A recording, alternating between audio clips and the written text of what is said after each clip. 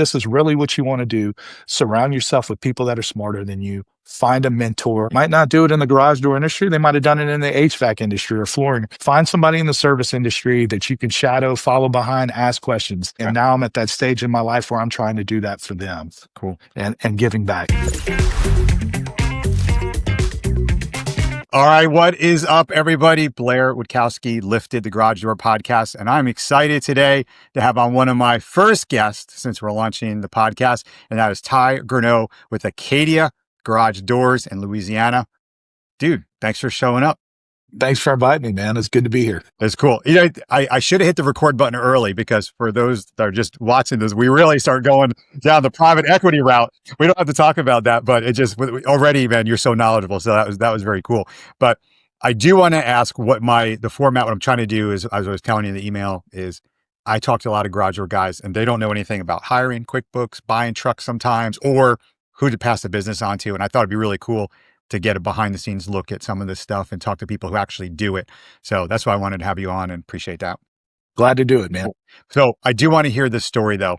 That's on, you have a great website. So anyone watching, if you want to know how to display all your employees and tell the company story, go look at Ty's website because that's how you do it. So tell me how you became the owner of this company, what it was, you're the son-in-law. I'll try and make it quick. So I'm different than most garage door company owners. I've got a master's degree in computer science and MBA. I'm a nerd and never knew anything about garage doors. And I was working in the corporate world for Texas Instruments in Dallas, and I was getting burned out. And my father-in-law at the time, I'm telling you, just one of the most intimidating men, not because of his stature. It's just his silence, his quietness, you just don't know. And before we got married, I said this story a few times before. I don't know, 1,000 words to him. You know, I knew he owned a garage door company. I didn't know much about it. About 4 to 5 years into my corporate world experience, I was getting burned out. I was traveling around the world. I wanted to have kids, and that was not the life if you wanted to have kids, and I wanted to be around family. So my father-in-law talked to my mother-in-law, who talked to my wife, who talked to me, saying, hey, he's ready to retire. Wanted to see if I want to come in and buy the business. And you know, I didn't know much about it So did you have to buy it? You had to buy it from him? Yeah. So, well, there's a lot that went into that, but sweat equity and investing at the beginning and inventory and such. But bottom line is, he comes to Dallas, and my mother-in-law tells my wife that he wants to play golf. I had no idea he played golf. And we go for 18 holes of the most awkward golf ever. Don't mention the business until we're finished up, getting in the truck, tying the shoes, getting changed. He's like, so you want to buy my business? Huh? I'm like, I don't know anything about your business. I'm just here to talk. And fast forward, 20 years, we've been blessed beyond measure. It's been an incredible experience. I thought we'd sell it. I thought we'd get it kind of organized and make it a sellable business. And man, 20 years later, it's been an absolutely incredible experience. I've got a lot of education behind me. I've learned more from that man than any education I've ever had. And how long did you work with him from the time you came in and the time he's completely retired? How long did you work with him for? So that's a hard one. I thought it would be this, let me hold on to it and you could take it. It was like, please take it. I don't want to do anything with it anymore. I've gone as far as I could. He ended up being my absolute best friend. And he passed away in 2017. So the last few years there, he was just coming in, checking the arrest warrants to see who owed us money, checking the obituary, see who owed us money. But realistically, when I got there, he just said, I just take it, please. And I tell you what, for a man that owned this business for so long and it was his baby, to hand it over to his son-in-law at the ripe age of 26, 27, I don't know what he was thinking. But I was blessed for him to have the faith in me. And I think he saw something, and realistically, it was the perfect pairing of somebody that had a systems background going to a business that had no systems. And that magical mix with the experience he had. When I say he handed it over completely with I'm here if you need anything. And let me tell you, when he passed in 2017, shoot, that was almost 12 years into running the business. I was like, yeah, I got this. What I didn't realize is how much I actually relied on him for tough answers, and I miss him dearly. I miss him dearly. What a blessing he was to my life and my What family's was the life. biggest shock when you came into the business? I mean, because you guys are doing commercial, residential. I mean, you got a big warehouse, and at that point, the company was already substantial, wasn't it? No, it was 600,000 a year when I bought it. When I came in, I didn't know how much of a salary I could pay. We sat. My biggest surprise was in an industry that has been around so long, as big of an industry as it is or was at the time. People were running schedules off of calendars and post-it notes. They're still doing that now. They're still, yeah, They're doing absolutely. it now. I remember in 2007, when I first came on, I got an accounting software. I didn't know anything about QuickBooks. I downloaded QuickBooks, played around with it for 2 or 3 days, and said, "All right, we're going to QuickBooks." Then I needed a scheduling system. I quickly went to Microsoft Excel and then did a SharePoint site. And at that point, once we settled and was able to run the business as efficiently as he was before and just getting it kind of balanced, it was like, okay, time to start looking at other systems that we could put in place. So I was like, let's see what everybody else is doing. So I reached out to some industry contacts that I had. I went to one place. We were 600,000 a year when we at the time, so we were fairly small. $10 million a year company in Southern California. I went and visited them. I wanted to see their systems. Little did I know they had more no system than we did. So instead of having just a calendar, little, 2 foot by 1 foot calendar where you write in what you're doing each day, they just had a huge wall of a calendar that they taped out and they put sticky notes. So they put it on July 1st. We had an 18 by 8 race panel white. I'm like, well, what happens when you pass by and your shoulder hits it or the air blows it off? Well, that's a big problem we have. I'm like, you're running a $10 million a year company, and this is what we're facing. And sadly, we have progressed a little as an industry, but we still have a ton of people that are still using that system What do you today. guys use now? Service So, Titans or Home Serve Pro? so we're right in the middle of that conversion. Okay.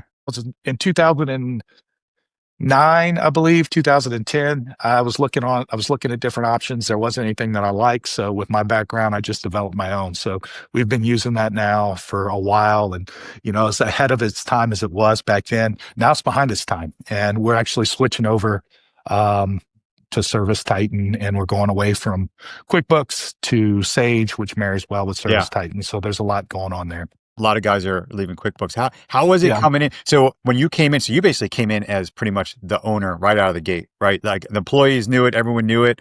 I mean, was that a tough transition coming in of like, who's this dude? All of a sudden, I'm sure he had some old time employees there and everything. I mean, I did that in the corporate world. When I worked for Texas That Instruments, is they had different in the corporate badges. world. That's just It, how it it, is. I would say it's even hard. They had badges. If you're there for 1 year or less, it's a green badge. 1 to 5, it's a red badge. So you walk into this meeting and you've got a green badge. Nobody's looking at you. Yeah, they don't care. Just keep your mouth shut.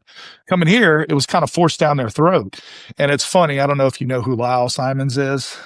He's a big dog vice president at Amor. He's one of the first people that I got to meet in the industry. And, talking to him years later after he's like, I remember talking to your father-in-law. I'm like, what are you thinking? You're bringing your son-in-law in, and it just all the things you think about, and we were absolutely blessed for it to work out the way it has. That is cool. So you came aboard, you got these guys running, and no systems in place. I mean, it's almost like an unfair advantage of you coming in from the computer world and the system world. So you had a different perspective. A lot of guys, they're taking over their dad's business, or they're going, like I've got a good friend, garage door business, who's been working with his uncle during high school during the summer. And he's like, one day I want the business. And, there's 2 trucks and clipboards still. And it's like, he's like, hey, look at the iPhone app. You just see some of that. What do you think the biggest change in the industry that you've seen? Because so you were on the truck when you first bought it, right? You're installing doors, you're in the field, or were you out of it I right don't. away? I don't even want to answer this, but I will. You If have I've to. installed 20 doors in my lifetime, I'd be surprised. Hey, there's no shame in that. Yeah, let me tell you, I've got guys that work for me that's been doing it 35 years. And if we look at door product side by side, they know how to install it, but they don't really. I know every intricate detail of part and how much each part costs and it's funny. What you mentioned earlier, how hard was it coming into a business where, I was the son-in-law. You had to prove yourself. And the only way to prove yourself was if I'm going to ask you to be here, I'm going to be here. If I'm never going to come to you and act like I know more than you. I'm coming to you for knowledge, asking questions and showing them respect that they absolutely deserve. It quickly got me to where I needed to be. They were able to give me the knowledge instead of shutting down and having attitude and everything else. So that was huge. That's That cool. was absolutely That was huge. your brother-in-law working there at the time? He was just an installer. He's another one where he was a Rhodes Scholar. He was playing college football, got homesick, moved home. Wow. One of the smartest guys I know. And he just, I'm going to work with my dad. And, at the time, whenever he came on, we went have dinner together. And I was like, man, how much do you think we could pay ourselves? I have no idea. You want to do this? Yeah, I guess. And we did it. That's cool. And most family businesses, that's a rough thing to do, and it hasn't been without its challenges. But I think the key to any family-owned businesses is make sure the roles are defined and we stick with those roles. And we have things up front that manage the decision making so that it doesn't get out of bounds and people don't get offended. Hey, listen, I'm the one responsible for making this decision. You're the one responsible for this end, and if we can stay in those lanes, that's incredibly helpful. That is cool. Yeah, no, there's a lot of strife, as I know, in a family business. So it can be crazy. So how many trucks you guys running right now? We've got essentially 10 on the road. So 6 install trucks, 4 service trucks, and we're about to double that clip. We are about to expand into other areas of Louisiana at a very, very fast pace. We've done this before, but we were more install focused and that it requires a lot of capital and logistics and such. Now we're going to go at it from a service first, installation second, which we should have done from the beginning. Well, a lot of the money, the quick money's in service with no overhead. A lot of the easy get there without all the that comes with installation. Yeah. Absolutely. Well, if you're doing that and you're going towards more service, what do you guys do internally and externally to go after that business? Like what's the plan? Because a lot of guys get stuck when I talk to them. They're like, man, I don't get repair work and I want to do new installs, or it's vice versa. You know, how are you doing that? So you have to spend money to make money, obviously, right? And I think, earlier you were like, what's the biggest surprise coming in the industry? There's a lot. That was one of them, the lack of systems, but the advertising and how to get business in and how to actually quantify the cost per lead, cost per customer. I bet you if you asked 10 guys, 9 of them couldn't tell you what their cost per customer is. And that's huge. Some days guys can't tell you that. I have this conversation all the time, and guys are like, "Well, I pay $2,000 a month for SEO." Well, what does that mean? Yeah, the benefit we have in the state of Louisiana is our cost per lead buying it on Google is much cheaper than most cases. Other parts of the country, you're paying 80, 90, 100, 120 bucks per lead. Here in South Louisiana, we're in the $20 to $40 range, depending on what pocket. So for guys who are watching, who are thinking about running Google ads or doing LSA ads, they can't even get their head around these numbers that you're talking about. I can't get my head around that you're paying $24. Like it's shocking, right? It is shocking. Which makes our area extremely desirable to come in from the outside and start. So we are by no means sitting on our laurels. We're moving forward. We're doing the things that we need to do to help us grow and to stay who we are. It's hard with any growth. You got to make sure you stay true to yourself and what got you here, and not just growth for the sake of growth. How competitive is it in your area? I mean, who are you up against? So we are the big dogs in the area by far. We probably do 90% of all new construction in Lafayette. Service, we're probably somewhere in the 60 to 70% range, because a lot of folks have moved in our area, a lot of national folks, where they're buying these leads. So for us, what going through this PE process and seeing why we were attractive, what I found out is our cost per lead is extremely low, because we don't even have, if I told you my advertising budget for the amount of income that we have, you'd be shocked, because the word of mouth, doing it the right way, consistently for a long time, we're in that receiving the value from all those years of doing it right. So when people call, one of the things I've always said, I love Apple, I love Subaru, I love Tesla. All the customers of these companies, they're not just customers, they're brand sharers, right? They're like, I don't know what car you shouldn't, but Tesla is where you need to be. Well, that was my goal. Look, garage doors, do you have no, the only people you can use is Acadiana Garage Door. Like there are people that are like that for us that we've built and they're brand ambassadors for us, pushing our brand How did and you do very that? You know, I passionate. actually had that written down.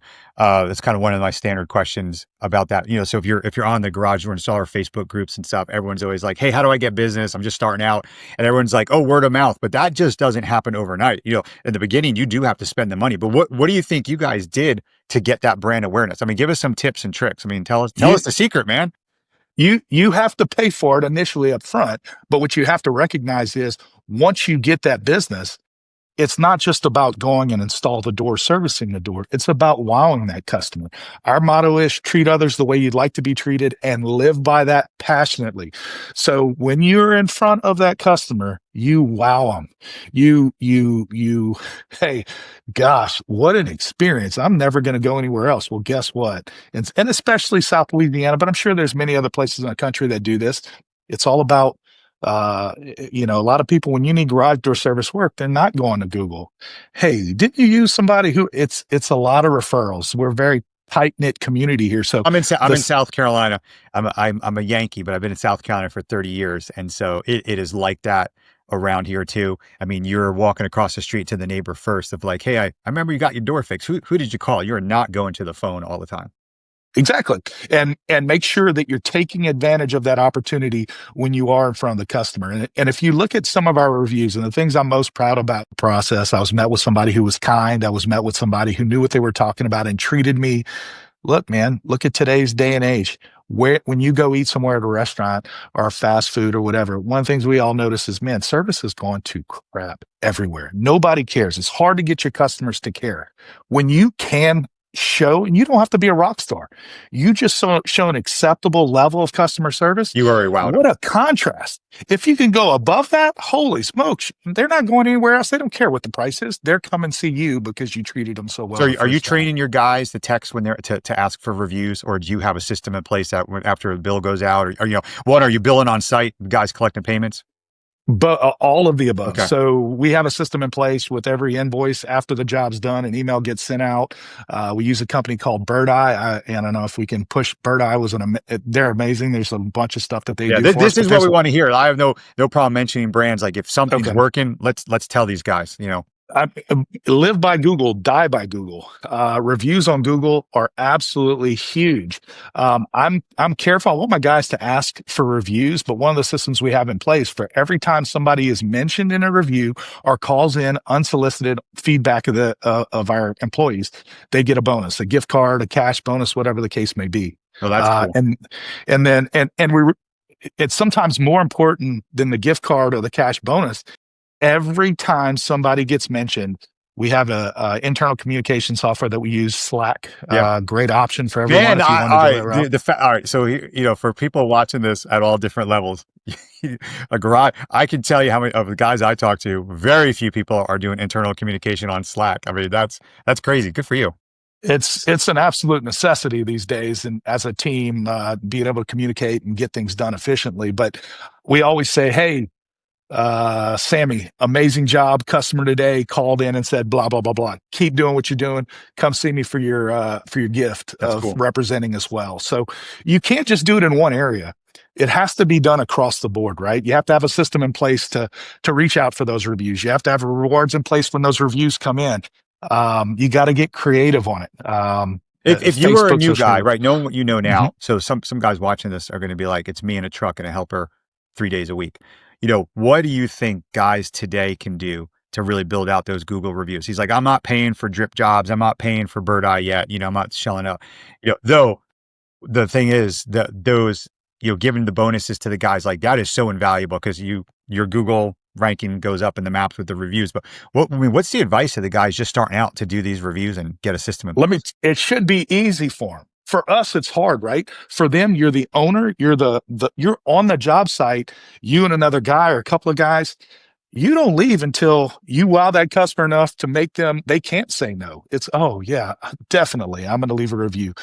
It has to be with you being personable and all the things that come along with that. But you as the owner on the job site, there's no excuse for you not to get a review when you leave. You should be If it was me and I was in the field, 70% would be my line. I'd want to get to 90%. 9 out of 10 customers are leaving a review for me. Now, you don't have the volume that we have to get to the levels quick, but you're going to get there quick enough. You do 2 to 3 jobs a day, 15 to 20 jobs a week. You better get you 10 reviews a week. You go 52 weeks, that's 520 reviews. It shouldn't be that difficult. And you got to find that you don't want to be pushy. You want to wow them so much that whenever you say, hey, and it's not about, it's so easy, right? Treat people with respect, treat people with kindness, spend an extra 10 minutes as opposed to jetting off to the next job, putting that effort in and really wow them. You ask for the review. Easy. And if they say yes, immediately when you leave, send them the link to the review. Hey, per our conversation, thank you so much. This means the world to us. Please leave the review. This affects my business and helps me to continue doing what we're doing. Dude, How do you get it. buy-in from the guys doing that? I mean, so you got a good company culture. How do you grow that culture, and how do you get buy-in for everyone who that they want to do a good job, they take pride, they want to, they're happy to get mentioned in the review and get that. That's gotta be hard to develop. It's not just one piece, right? You mentioned it earlier. It's company culture. You got to do all the things. So if you want to motivate to do something, put something out there that rewards to do that thing. So the gift cards, and the bonuses are one thing, but really it starts at the top. Whenever I say treat others the way you'd like to be treated, if that's a company motto and nobody's doing it, especially the owner, he's a jerk, he's doing this, he's doing that, nobody's going to do it. But if at the top they see genuineness and when I say the top, it starts with me. It starts with our leadership team, our office staff, then the technicians in the field. When they come in the office at the end of the day, you ought to be at our place. At the end of the day, most people are like, all right, on our way back, they clock out and they're gone. Our guys come into the office. We want them to come in. We're a team. It's not office versus technicians. We joke around. We cut up. That's cool. Our girls in the office, our guys, I don't know. And it takes time too. So if I'm being honest, if I'm starting off fresh, 1, 2, 3, 4 guys, and your culture is bad, if I'm being quite honest, to change that culture is going to be tough. I'd let everybody go and start over again and build that culture right off the bat. I know that sounds harsh, but you got to do it right from the beginning. To fix something that's rotten is extremely difficult. To plant something fresh and new and build is much easier. You mentioned private equity a couple of times here. So for anyone, the guys watching, these big companies will come in and buy up smaller companies, right? That's what we're talking about. When they're looking specifically in the garage door guys, are they looking that this company runs without your involvement and that when they buy it, you're gone? Or do they want you to stay on? Like, what are some of the things that they're looking at to say, yeah, this is a good fit or not a good fit? It depends on what type of PE group is coming in to buy you. There's 6 or 7 big guys out there. I won't mention any names unless you wanted. Yeah, no, mention them. Like I know there's Ned's is getting more garage doors. I've seen them around. They're big in the gutters. You mentioned somebody like Tommy Mello, A1. They're coming in to buy you out, right? You've got somebody like Guild Group. Guild Group is you're going to keep your brand and we want to grow your brand. Most of these companies want the owner operators to stay on. The biggest thing that I've learned, and this is something I wish somebody would have told me 10 years ago, if you're going to build a business that you want to be sellable, you need to focus on the service side of your business. Service is where the value is. Service is where the multiplier gets higher and higher and higher. New construction brings your multiplier down.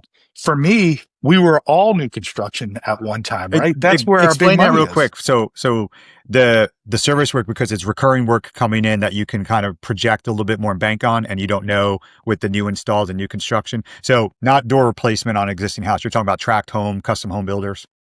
Correct. That's the big concern is it's economy dependent, right? Where service, it doesn't matter what's going on. They need service. Service is going to happen. Door's going to break. They need to replace it.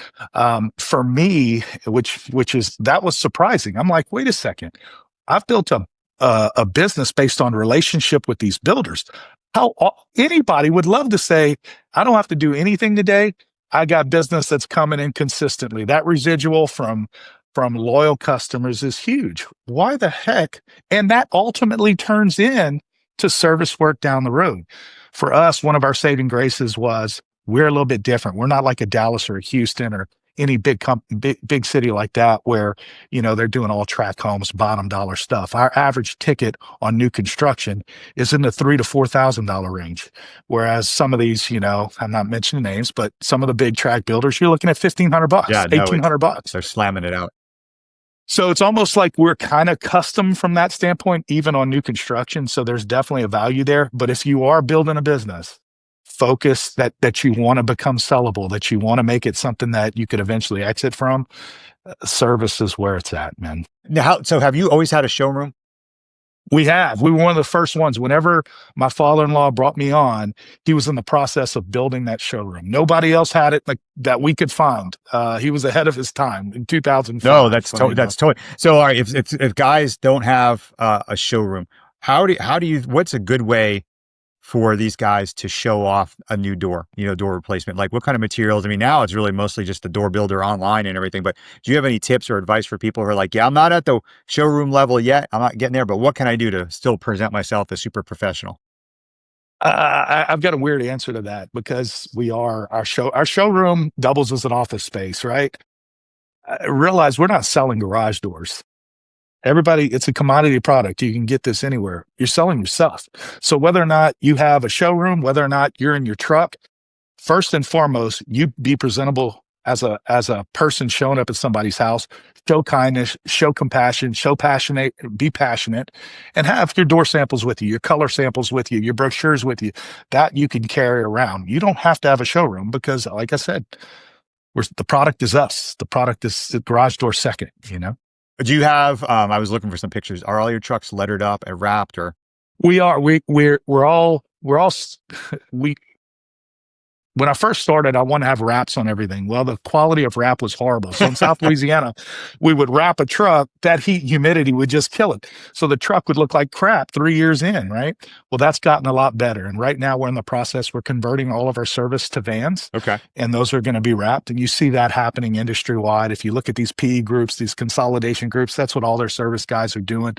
A really professional billboard that now, instead of getting 3 years of use at it, you can get upwards to 10 years of use at it. Well, I'm not going to have a service van for 10 years. Our vans last 5 to 7 years and we're moving on. So now the quality of wrap has reached the longevity of our vehicles. What kind of vans are you running? People are like, why do you care about that? It's like, so I have 9 kids, right? My wife and I met in high school. We've been driving a Chevy Express for many years. So I love my Chevys, but were you guys with the Sprinters? Are you with the Rams? What kind of vans you go to? So up until this point, we've had 4 vans and they've all been the little Nissan NV200s. Oh, yeah. Well, they don't make, we call them meep meeps. yeah. And they serviced us extremely well. They don't make them anymore. I mean, they were cheap. I picked them up for 21 grand. That's upfitted with all these racks and everything Right. else. We're going to be switching over to the Rams essentially. And it's the middle, not the small, not the big, I forget what model it is, but it's the one in the middle. We're going to go to that on all of our service vehicles. Well, that's cool. So you guys also do a little bit of social media. I've mentioned, I saw you've got a couple cool commercials. You got your daughter in one. I mean, how big is social for you? So you dominate the area. Do you feel like you have to invest time into social media and doing videos and putting stuff up? And who does that for you? Like in the office? So my perspective on that has changed since moving back to Lafayette. Whenever you see local commercials, they have a tendency to be cheesy and not well done. They give you come off more unprofessional than professional, even though you're running commercials. This happened by an absolute accident. We were looking at doing some advertising, trying to grow, trying to expand, and there's this radio guy that would keep coming in, and I'm like, sorry, man, I'm not interested. I'm not interested, but he'd always come in. He just so happened to came in at the right time where we had some co-op dollars that we didn't know we had, and we had to spend it all within like a Short 2-month period. And he was able to expand it. I was like, look, you got 30 grand of this co-op, roll with it. And one of the things I didn't want to do, I didn't want my voice to be on the radio and I didn't want my face to be on TV. Really? Okay. Just, nobody, it's cringe. I just didn't want to do it. Well, I told him I didn't want to be on the radio. You create something professional. So he comes in with a little microphone, and we just have an hour-long conversation. He goes, I want to learn about your business. That's what I'm here to do.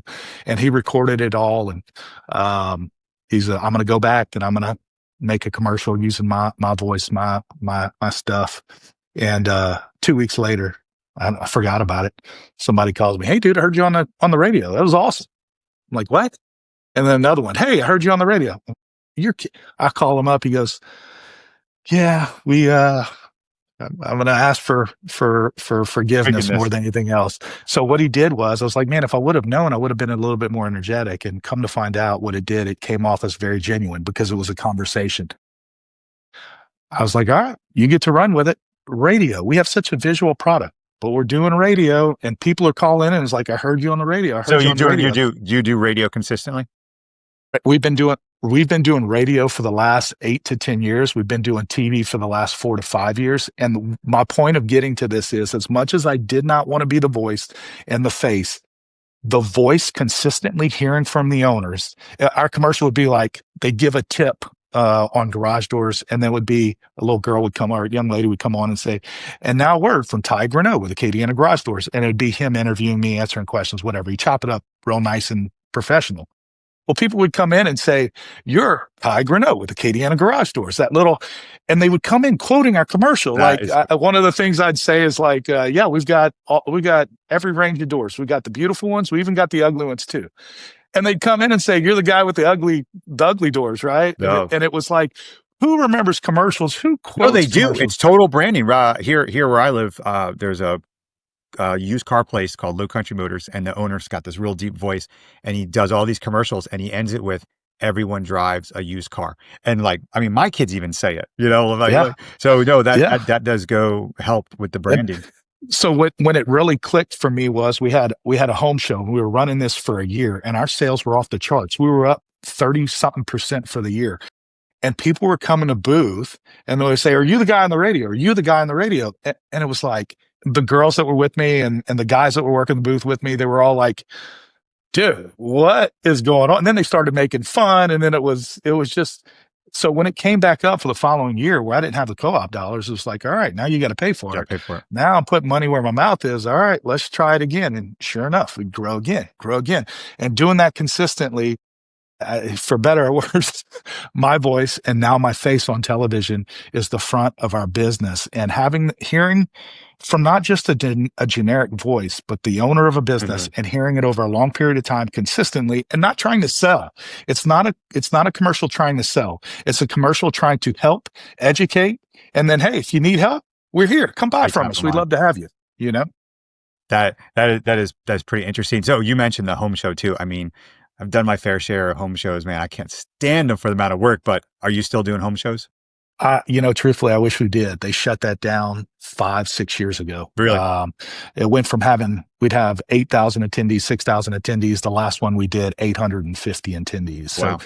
we just saw through our home builder association, who was the one that put it on, they decided to cancel it. And that show was worth a lot of money to us. We shined at that show. That was Okay. great. Even with 1,000 people, that was worth a lot of money. So disappointed to see that go, but that's our generation now. But even if there are smaller home shows around, do you recommend guys in different parts of the country starting out, like, invest the time and dollar, even if it's a small booth, just to get their name out there? I mean, because I think the biggest question that I'm always talking with a lot of guys is they're just like, how do I compete against Precision and all their money? How do I carve out a name in my town, in my area for myself when I'm up against all these guys? And, even the bigger company or just a family run business has been around forever. They're like, how do I break in? What would you say to that? The only way to do it is build relationships. It's not what you know, it's who you know. And you wow somebody, they're going to tell somebody else to come see you. You wow that person, it multiplies. When you're starting off small, you don't need 1,000 leads like I do a month or whatever, right? You just need a few. And if you continue to wow people and ask for them to share your name, ask for them to leave a review, it's going to happen. How, So how, yeah, how about when I say get, profitability? Have you seen the profitability under pressure the last couple of years with everyone undercutting each other? Garage door industry has always been a race to the bottom. Unfortunately, the good news is with some of the things that are going on in our industry, uplifting the industry. I used to do this all the time. All right, what's the average spring price going for? How much is the most expensive? What's the lowest? And let's be somewhere in between. Hmm. Why? You need a price. That's the biggest mistake people make. You need a price what your value and worth is. And if you price it and you're the highest one in the market, you dang well better be able to sell your story and why there's value there at that cost. So I'll tell you, I met with Tommy Mello whenever we were out there, and I looked at him and I said, Tommy, how are you selling a spring for X amount of dollars where I'm selling it for half or a third of the price? He goes, Ty, your guys, what kind of pay do they make? I'm like, well, some of them are okay. We struggle. It's hard. He's like, so what you're telling me is you're competitive on price at the expense of your lowest paid employee, Wow. not getting a livable wage. And I'm like, I That's a think that's crazy, what I'm that's a telling crazy you. statement, man. Wow. That's it. That hit me. That was Yeah. so impactful. So it's like, How all long right, ago did he tell you this? Was this recently? about 6 months ago, Really? or a little bit less. And that I went and spent a day or two out there, and I gleaned a lot from it. But that was the number one thing that hit me is, look, it doesn't matter what everybody else is charging. If let's say a double spring change in one market's $350, and somebody comes in there and charge 650, man, you're ripping everybody off. No, I'm charging what I think my value is so that I could pay people appropriately, do the right things, advertise, do what needs to happen. Answer the We need phone, to. come back, eh, be supportive. the biggest issue you have as a new guy is you don't know your cost. You have no clue what your cost is. If you're pricing to the average price, you don't know if you're making money or not. You have no idea. You need to get a handle of your cost, and based off of your cost, price appropriately to value. That's great. If, I don't know if you could speak about it here, but with the PE, are you guys going that route, or was it not something for you, or you just it's thoughts still out there? We're right in the middle of it all. Okay. And I'll tell you, learned a ton going through this process, but the service industry as a whole is consolidating, and you're going to be every mom and pop is going to be competing with the big boys. You mentioned precision. There's A1. There's OGD. There's so many of them out there that are going to come. If they're not in your market, they're They're coming coming. in your market, and if you're not doing what you need to do to have a voice and have a reputation where you are top of mind, regardless of what advertising is happening, they're going to swallow you, eat you alive. So you got a lot of these guys that are like, well, if I can't beat them, I'll join them. We're not that way. The only way that I will join up with a PE firm, and it's not a PE group. I'm looking at something completely different where it's a garage door organization that's partnered with a PE group. If me partnering with them could get us where we need to get faster, quicker, and provide opportunity for our guys more than I can, I want to go in that direction. And we've been blessed to be in a spot where we can do that. So there's a lot of good options we're considering right now, and we're right in the middle. We're hopefully coming to an end with this. Do you guys do any like monthly maintenance plans to get people on a monthly recurring revenue at all, or We you're never have. We're right in the middle of doing okay? that. Yeah. And there's reasons why we stayed out of it, and going through this private equity experience and research, many reasons why you should be doing it. So you absolutely, you need to be all over that. That's Cool. where I think everybody should be. Man, yeah, you've got, this is so great. You're a wealth of knowledge for sure. This was even better than, so Thanks. you're a good guest, man, because you know how to do it. So what advice do you have to guys who are like, okay, I'm working for a guy, he doesn't value me.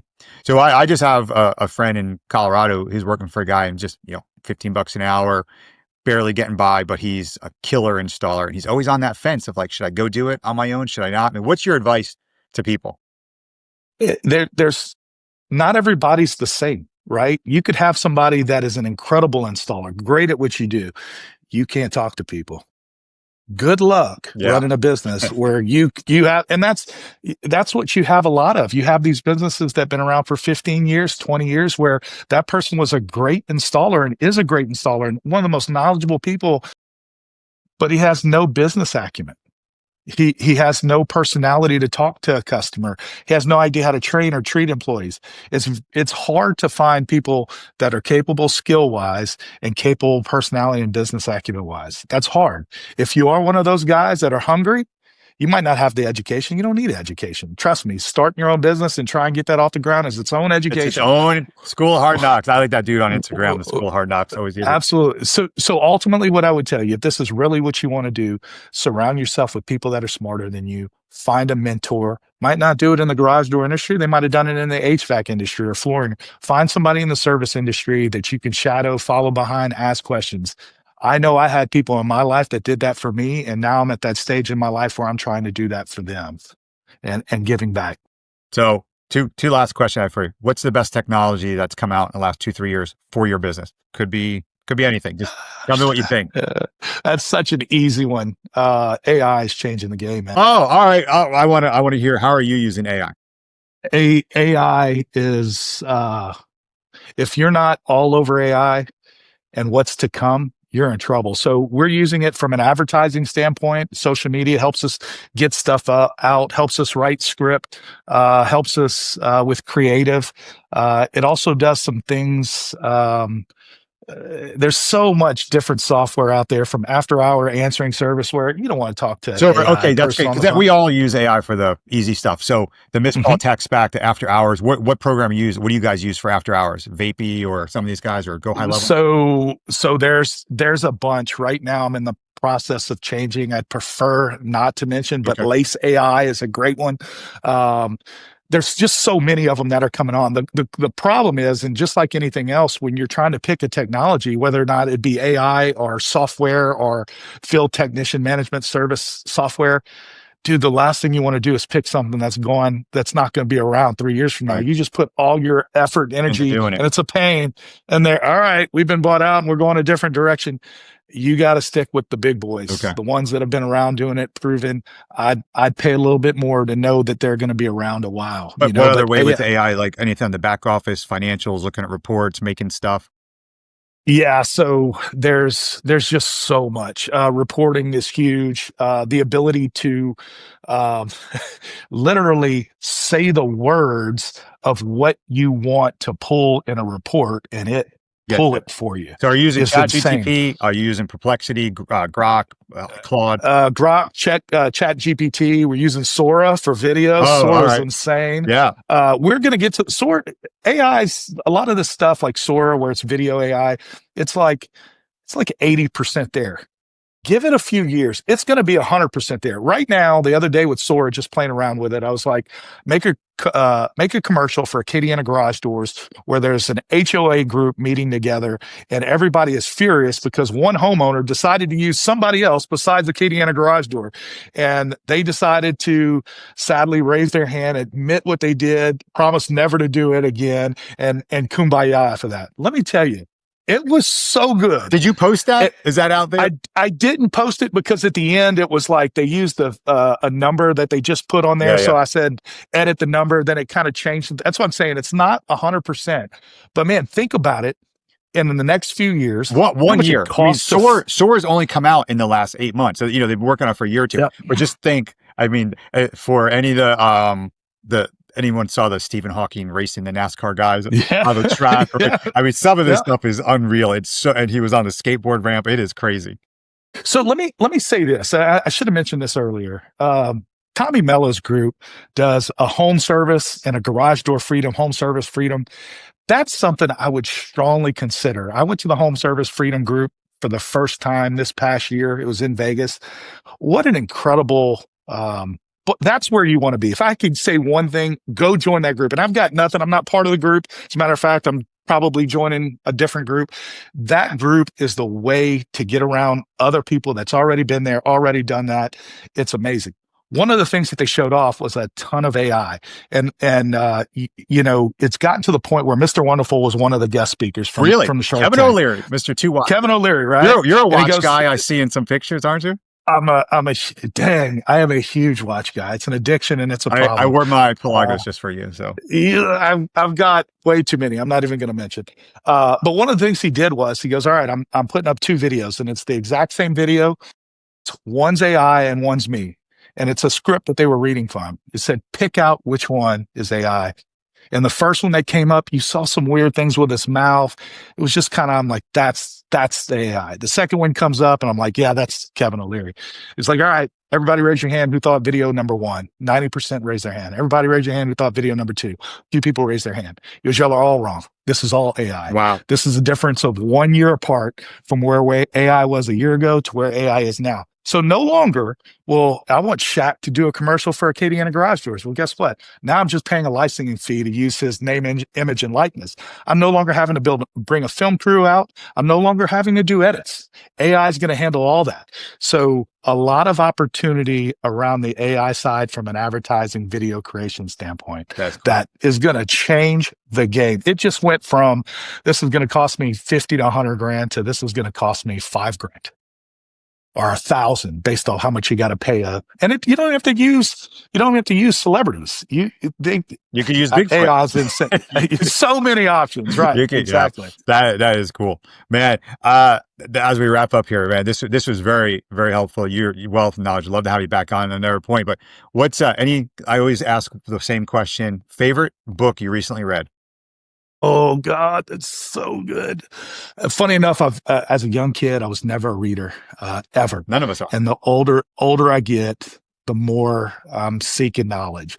I can't tell you the two names of the books, but both of Tommy Mello's books. Oh, really? You want to change your business?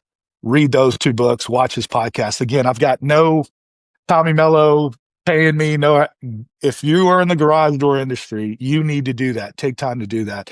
And how to win friends and influence people was another big one for me. Now that you brought up, so I have a question on. So, do you think there's room in the industry for guys who are just new in the business, 4, 5, 10, 6 years, just coming in with the Tommy Mellos of the world? I mean, can someone still carve out a foothold and have a garage or a company when you have PE, Tommy Mello, all this stuff coming at you? Is it still possible? It's harder and harder, but one of the benefits you have in order to be a Tommy Mello and what they push, obviously, they're going to be on the pricier side of things. If you can set your price at a more affordable level and offer a service that's better than those guys, yeah, I absolutely think you can, and especially in the smaller communities. But what I'm going to tell you right now, with the way they do things, the way they train their guys, I mean, shoot, they offer to buy coffee on the way out to meet with a customer. Hey, I'm heading to your house. Would you like a coffee? There's magic behind that. I'm like, I can't believe they do that. It's genius. I'm not going to say all the ins and outs of it, but it's genius why they do it. I'm writing that one down. That coffee nugget's actually pretty good. And I think he's told that story before, so I don't think I'm sharing anything proprietary, but most people are going to say no to the coffee. But you just won. All right, won them over. And the people that say yes, you got them. You got them in there. You got them. That's cool. They're already on your side. So, yeah. Man, Ty is awesome. All right, guys. So, Ty, Acadiana Garage Doors, Lafayette, Louisiana. We're looking for the Sora video here in the next couple of weeks. We'll finish it out, all right? We'll see. All right. We'll see. Appreciate it. Thank you, brother. Nice to meet you. Enjoyed it. Awesome.